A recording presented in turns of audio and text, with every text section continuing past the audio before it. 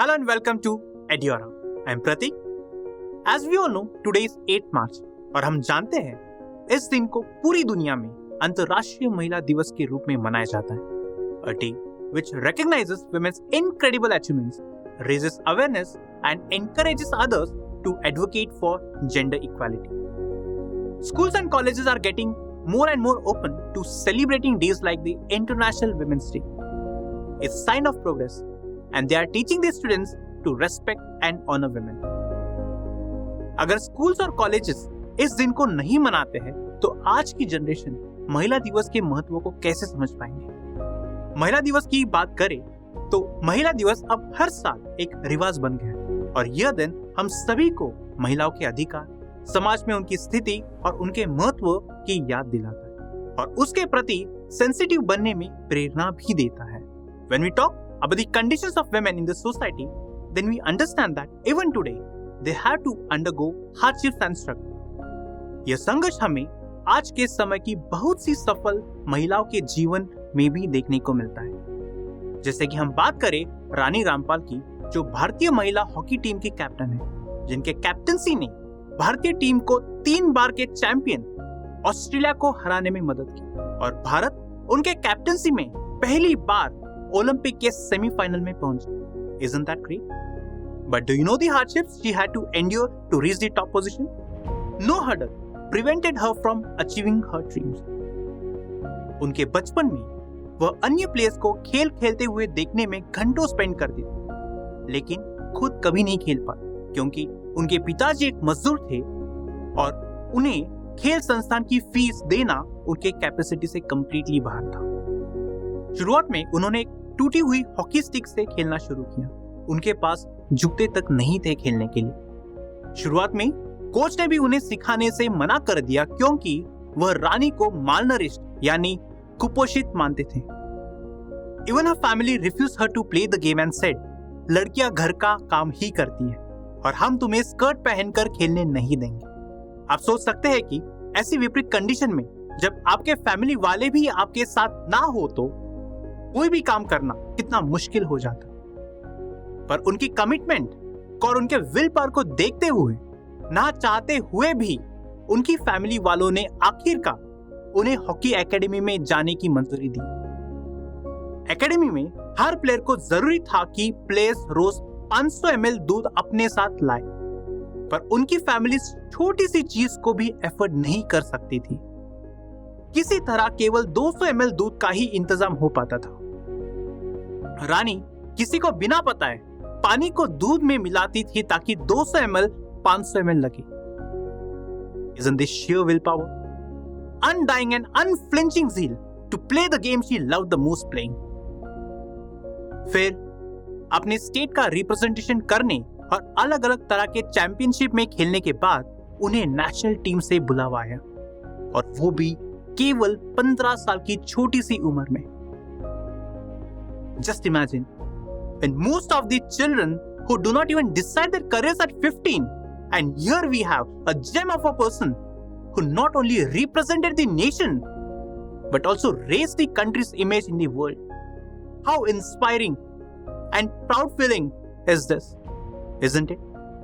इतनी सफलता पाने के बाद भी उनके रिलेटिव्स उनसे एक ही सवाल पूछते रहते थे कि आखिर तुम शादी कब करोगी. कहानी घर घर की है ना. If this doesn't scream patriarchy, I don't know what does. एक महिला कितनी भी सफल क्यों ना हो जाए, आखिर उसे उन्हीं घिसे पिटे सवालों का सामना करना पड़ता है. सोचिए आज भी सोसाइटी कितनी ऑर्थोडॉक्स है. लेकिन रानी का कॉन्फिडेंस और उनकी मां द्वारा दिया गया उनको सपोर्ट, इन दोनों ने जादुई काम किया और सफलता की सीढ़ियां चढ़ते हुए रानी आखिरकार इंडियन टीम की कैप्टन तक बन गई. Isn't that simply amazing? Captain of the Indian national team, a feeling of heart swelling with pride, isn't it? How inspiring is the story. क्या ये कहानी ये नहीं दर्शाती है कि सोसाइटी और उससे ज्यादा फैमिली का कितना बड़ा रोल या हिस्सा है अपनी बेटियों को आगे बढ़ाने में. आखिरकार उन बेटियों के आगे बढ़ने से परिवार और उससे ज्यादा देश का ही तो नाम बढ़ता है। ये हमें समझना होगा। So this International Women's Day is a day when the world celebrates with great fanfare the achievements of such women. Isn't this wonderful? पर यह दिन अस्तित्व में आया कैसे? कहां से इस दिन की शुरुआत हुई? आइए समझते हैं। ये तब शुरू हुआ जब न्यूयॉर्क की सड़कों पर एक सुबह महिलाएं बड़ी संख्या में उतर आई। और आप जानते हैं ऐसा किस लिए हुआ था? ऐसा इसलिए हुआ था क्योंकि महिलाएं अपनी अधिकारों जैसे कि कार्य के लिए बेहतर स्थितियां, that is better conditions at work, और समान वेतन, दैट इज इक्वल पे की मांग कर रही थी। किसी एक जगह अपने अधिकारों को लेकर इतनी महिलाओं का एक साथ इतनी बड़ी संख्या में उतर जाना शायद इतिहास में पहले कभी नहीं हुआ था। It is because of their efforts that the first ever National Women's Day was established in the year 1909 and has continued to spread gradually to several countries around the world. इस साल के महिला दिवस का थीम है Gender Equality Today for a Sustainable Tomorrow, which focuses on creating a world free of bias, stereotypes and discrimination, and creating gender equality in workplaces, not only in workplaces but also in communities, schools and many more institutions. जैसा कि हमने चर्चा की, समान अवसर या समान वेतन के अधिकार के लिए महिलाओं की मांगे दुनिया भर के कई अलग अलग देशों में फैलती जा रही थी और फाइनली यह भारत तक भी पहुंची। So this story doesn't start from here only. It dates back to the Rig Vedic times where women were accorded the same status, same position as of men. वैदिक काल में महिलाएं केवल मां ही नहीं होती थी या घर की चार दीवारी में बंद एक गृहिणी नहीं होती थी, बल्कि ज्ञान की खोज में लगी हुई और समाज में ज्ञान को फैलाने वाली विदुषी ऋषिका भी होती थी। लोपामुद्रा, अपाला और गार्गी ऐसे ही ऋषिकाएं थी। मॉडर्न समाज इस काल से बहुत कुछ सीख सकता है। But from enjoying free and esteem positions in the Rig वैदिक सोसाइटी, लेटर वैदिक पीरियड में उनकी स्थिति इतनी अच्छी नहीं रह पाई और महिलाओं के अधिकारों को कम किया गया। साथ ही उनकी शिक्षा से दूरी बढ़ाई जाने लगी। और इसका कारण क्या था? पुरोहितों के एक्सेसिव इन्फ्लुएंस की वजह से। और इसके बाद कस्टम्स और रिचुअल्स के नाम पर महिलाओं को दबाए जाने की दौर की शुरुआत हुई और आगे चलकर चाइल्ड मैरिज यानी बाल विवाह, विडो बर्निंग यानी कि सती प्रथा, पर्दा एंड पॉलीगैमी यानी कि बहुविवाह जैसे कस्टम्स ने महिलाओं की स्थिति और भी खराब कर दी। मध्यकाल के दौरान हिंदू और मुस्लिम दोनों रिलीजन में महिलाओं की सामाजिक स्थिति दयनीय थी। उन्हें पुरुषों की प्रॉपर्टी माना जाता था। Medieval India was not women's age and it is supposed to be the dark age for them. When foreign conquerors invaded India, they brought with them their own culture. For them, women were the sole property of her father, brother or husband and she does not have any will of her.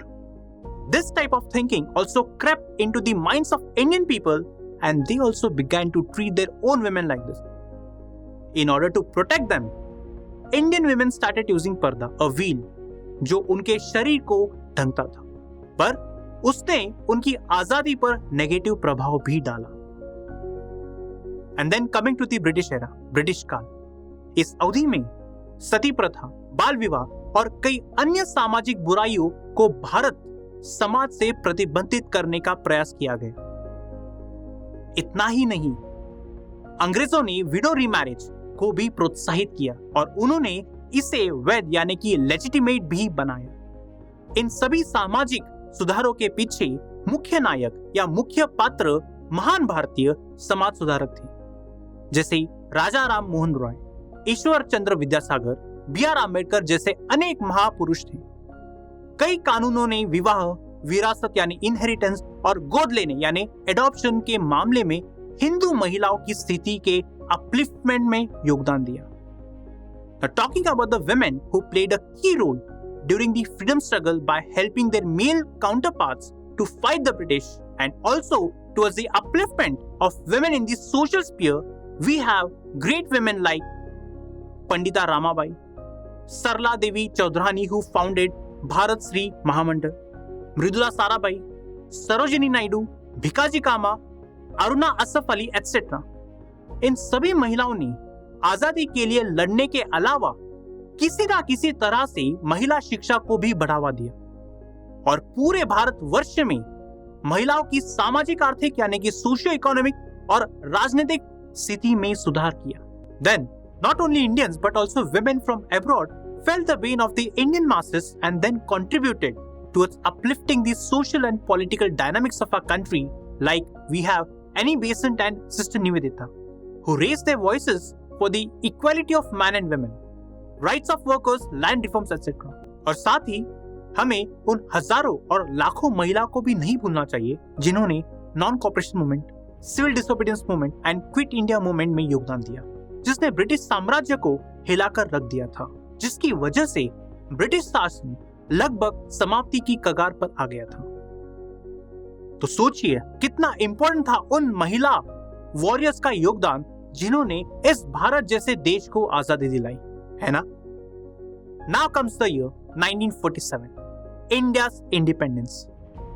आजादी के बाद महिलाओं के legal, political, educational and social status में काफी परिवर्तन देखने को मिला। If women could march in processions, defy the laws, go to jail, all without the help by male family members, then they could also aspire to take up jobs, have the right to vote and contest elections, and maybe even inherit parental property, right? आजादी के बाद संघर्ष से प्राप्त जो लाभ थे उन्हें और भी ठोस बनाने के लिए महिलाओं को लीगल और कॉन्स्टिट्यूशनल राइट्स दिए जाने की मांग थी। संविधान ने महिला को पूर्ण समानता का वादा किया। संविधान ने राष्ट्रीय आंदोलन द्वारा कई साल पहले किए गए वादे को पूरा किया, जैसे कि महिलाओं को पुरुष के साथ मत देने का अधिकार मिला, और यह सचमुच बहुत ही बड़ी बात थी। आजादी के पश्चात जिस प्रकार देश ने अलग अलग राजनीतिक धाराओं को बढ़ते देखा, उसी प्रकार महिला मूवमेंट को भी अलग अलग रूप में बढ़ते देखा। Women have also played an important role in the peasant, tribal, farmers, trade union and environmental movements, and this has also enabled them to raise women's issues within them. Public awareness was also created. One such role of women in preserving the environment becomes worth mentioning. Chipko movement, where the role of women became crucial against the destruction of trees. Chipko movement ये एक पर्यावरण रक्षा का आंदोलन था भारत के उत्तराखंड राज्य में। यहाँ पर फॉरेस्ट ऑफिशियल्स ने एक स्पोर्ट्स मैन्युफैक्चरर को पेड़ काटने की अनुमति दी और वो फिर पेड़ काटने लग गए। इसे देखते हुए राज्य के लोग काफी क्रोधित हुए और उन्होंने इसके खिलाफ आंदोलन शुरू करने की ठान ली। यह मूवमेंट 1973 में शुरू हुआ। कुछ ही समय के अंदर यह पूरे उत्तराखंड क्षेत्र में फैल गया था। चिपको आंदोलन की एक मुख्य बात यह थी कि इसमें स्त्रियों ने भारी संख्या में भाग लिया था। पेड़ काटने वालों को रोकने के लिए महिलाएं पेड़ों को गले लग जाती थी, जिसके कारण एक रेजिस्टेंस डेवलप हुआ पूरे इलाके में और आखिरकार फॉरेस्ट ऑफिशियल्स ने पेड़ काटने पर पाबंदी लगाई।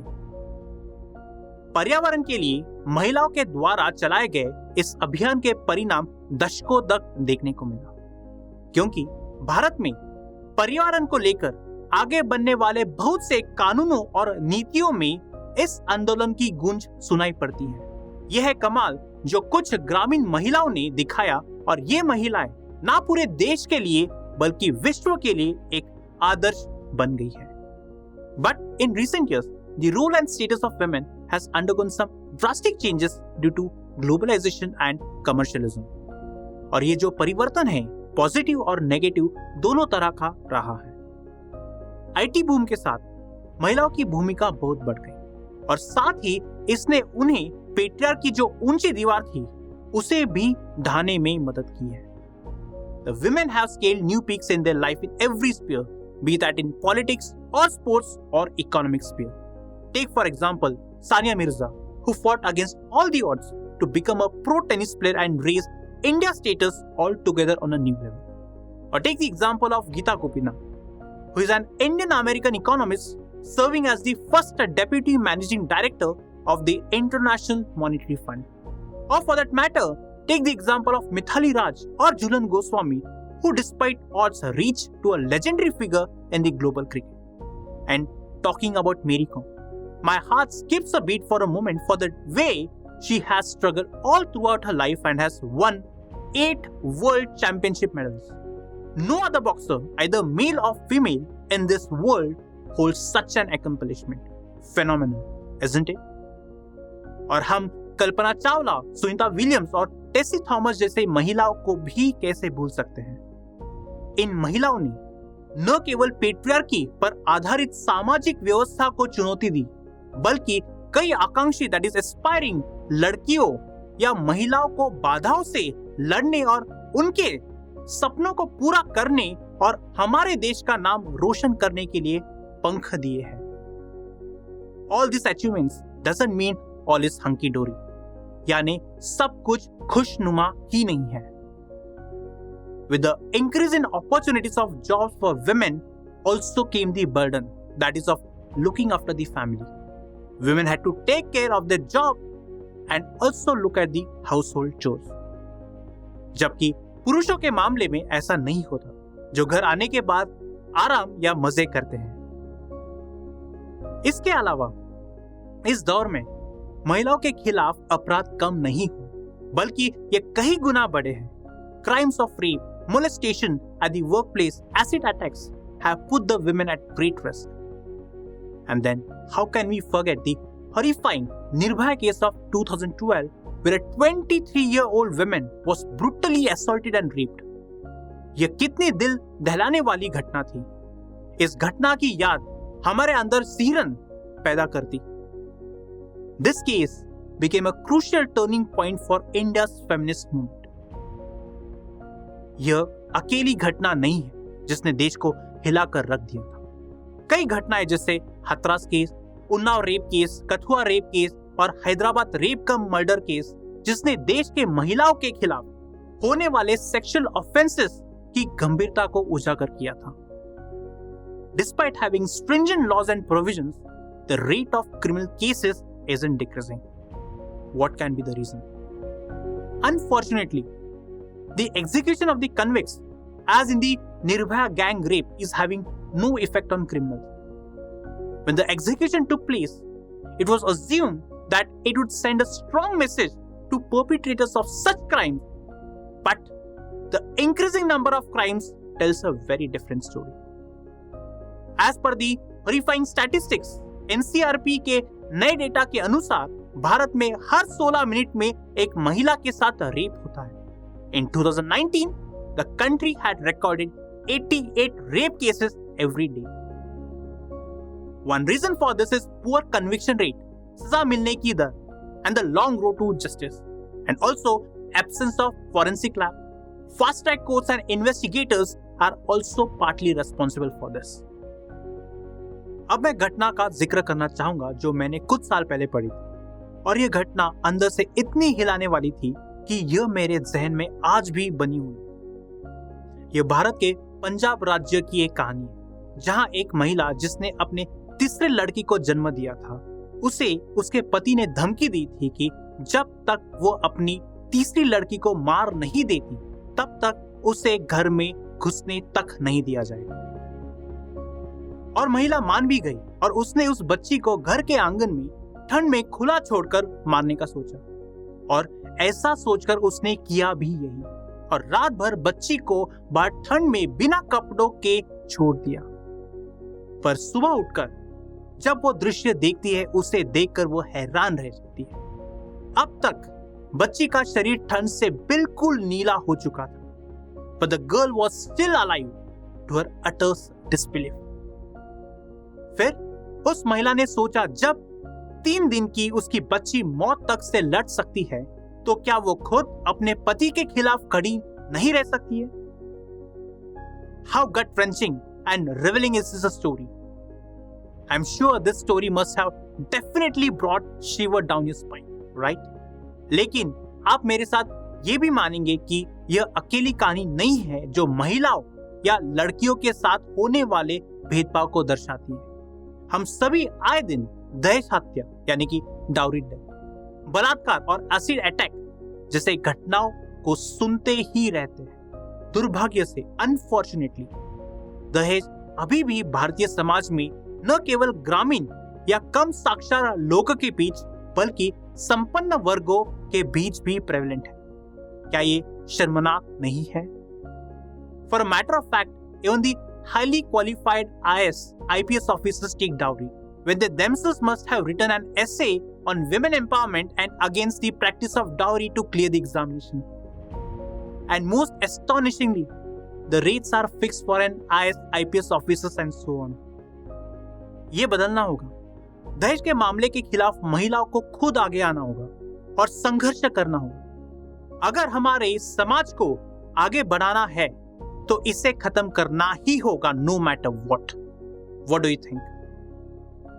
Then everybody must have heard about the Me Too movement. This was a movement launched to reach out to the women population who had been sexually abused at workplace, जिन्हें कार्यस्थल पर यौन शोषण जैसी स्थिति का सामना करना पड़ता था। यह अभियान समाज के प्रभावशाली और डोमिनेंट पुरुषों द्वारा किए गए सेक्सुअल हैरेसमेंट के खिलाफ था। इस आंदोलन के मीडियम से दुनिया भर की महिलाएं आगे आई और अपने खिलाफ हुए इस अपराध को दुनिया के सामने रखा। इस वर्ल्ड वाइड आंदोलन ने भारत को झकझोर कर रख दिया। यह आंदोलन हमें यह सिखा गया कि अभी भी महिलाओं को कार्यस्थल पर एक स्वस्थ माहौल देने में हमें अभी काफी लंबा सफर तय करना है। इसके अलावा अगर हम भारत में पार्लियामेंट और विधानसभा के महिलाओं के रिप्रेजेंटेशन को देखें, then it tells a very depressing story. Bharat के चुनाव आयोग इलेक्शन कमीशन ऑफ इंडिया के लेटेस्ट डेटा के अकॉर्डिंग अक्टूबर 2021 तक संसद के कुल मेंबर्स में से महिलाएं केवल 10.5% ही थी। भारत में सभी राज्य विधानसभाओं की स्थिति और भी खराब है। इस मामले में महिला रिप्रेजेंटेटिव्स का राष्ट्रीय औसत 9%, जो और भी दयनीय है। Isn't this appalling? Shocking to hear? आजादी के पिछले 75 इयर्स में लोकसभा में महिलाओं का रिप्रेजेंटेशन 10% भी नहीं बढ़ा है। लेजिस्लेचर में रिप्रेजेंटेशन के मामले में भारत 190 कंट्रीज में से 148th रैंक पे है। यहां तक तो हमने प्रॉब्लम्स की बात की, लेकिन अगर प्रॉब्लम्स है तो हमें उनके सॉल्यूशंस के बारे में भी सोचना होगा। It is very clear that each and every one of us has to contribute towards making this society gender neutral. That is what the theme for the year 2022 is all about, isn't it? It is very important that the society has to involve women in decision making, as it is proven that women who are leaders have fared well than men. Covid crisis के दौरान हमने पाया कि बहुत सी महिला leaders ज्यादा बेहतर काम कर रही थी। हार्वर्ड बिजनेस स्कूल द्वारा किए गए एक स्टडी में यह पाया भी गया कि इस समय में उन देशों ने बेहतर परफॉर्म किया जिन्हें महिलाएं लीड कर रही थी। Just to give an example of Jacinda Ardern, Prime Minister of New Zealand, who with her strong leadership during the pandemic led to only 25 deaths in her country. बहुत से स्टडीज यह भी दर्शाते हैं कि जिन कंपनीज में फीमेल वर्कफोर्स पर्याप्त मात्रा में होती है और टॉप मैनेजमेंट लेवल पर भी पर्याप्त महिलाएं होती है, वो कंपनीज अन्य कंपनी से बेहतर प्रदर्शन करती पाई गई है। एक बात जरूर याद रखें, जब भी हम बात महिलाओं की स्थिति को अच्छा करने की करते हैं या उन्हें ऊपर उठाने की कहते हैं, तो यह बात समझनी हमें बहुत जरूरी है कि महिलाओं की स्थिति का संबंध पूरे समाज की स्थिति के साथ है। क्योंकि विवेकानंद ने बोला भी है, अगर किसी समाज की स्थिति को समझना है तो वहां की महिला की स्थिति को समझ लीजिए, क्योंकि किसी समाज में महिलाओं की स्थिति ही उस समाज को जांचने का वास्तविक पैमाना होता है। To end it, I'd like to quote G.D. Anderson, who is an Australian feminist, who quoted that feminism isn't about making women stronger. Women are already strong. It's about changing the way the world pursues that strength. Or Malala Yousafzai, a Nobel laureate who took bullets to fight for the women's cause, and she quoted, "I raise up my voice, not so that I can shout, but so that those without a voice can be heard."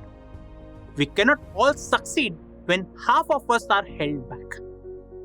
But in order to change this, we must change the patriarchal mindset so as to achieve gender equality and women's empowerment. तो क्या आप इस मानसिकता को बदलने के लिए तैयार हैं? और क्या आप ये कर पाएंगे? इस सवाल के साथ मैं आपसे विदा लेता हूँ। Thank you.